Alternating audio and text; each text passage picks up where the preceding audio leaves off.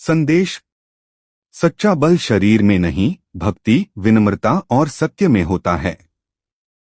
जहां राम का नाम है वहां भय नहीं टिकता। वीर हनुमान और माया पर्वत का रहस्य। त्रेतायुग के अंतिम काल की बात है। हिमालय के एक गुप्त भाग में माया पर्वत नाम का एक रहस्यमय स्थान था। कहा जाता था कि वहां एक ऐसी शक्ति छिपी है जो अधर्मियों के हाथ लग जाए तो पूरा संसार अंधकार में डूब सकता है। उस शक्ति की रक्षा कर रहा था एक मायावी राक्षस कुंभमाया, जो भ्रम, डर और छल की विद्या में निपुण था। वह किसी भी वीर को उसके ही भय से हरा देता था। संकट की आहट। एक दिन ऋषियों ने देखा कि माया पर्वत से काला धुआं उठने लगा है। उन्होंने समझ लिया कि कुंभमाया अपनी शक्ति जागृत कर रहा है। तुरंत उन्होंने श्रीराम को संदेश भेजा।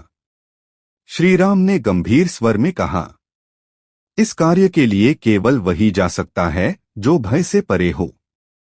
सबकी दृष्टि एक ही ओर गई, महावीर हनुमान। हनुमान जी की परीक्षा। हनुमान जी माया पर्वत पहुंचे। जैसे ही उन्होंने पहला कदम रखा, पर्वत बदलने लगा। कभी वह लंका बन जाता, कभी युद्धभूमि, कभी रामवियोग का दृश्य। कुंभमाया की आवाज गूंजी, हनुमान, तुम्हारा सबसे बड़ा भय क्या है?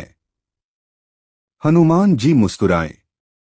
उन्होंने आंखें बंद की और बोले, मेरा एक ही सत्य है श्रीराम। भय मेरे लिए अस्तित्वहीन है। मायावी युद्ध। कुंभमाया ने हजारों रूप बना लिए। आकाश कांपने लगा। हनुमान जी ने अपनी गदा भूमि पर रखी और केवल राम नाम का उच्चारण किया, जय श्री राम।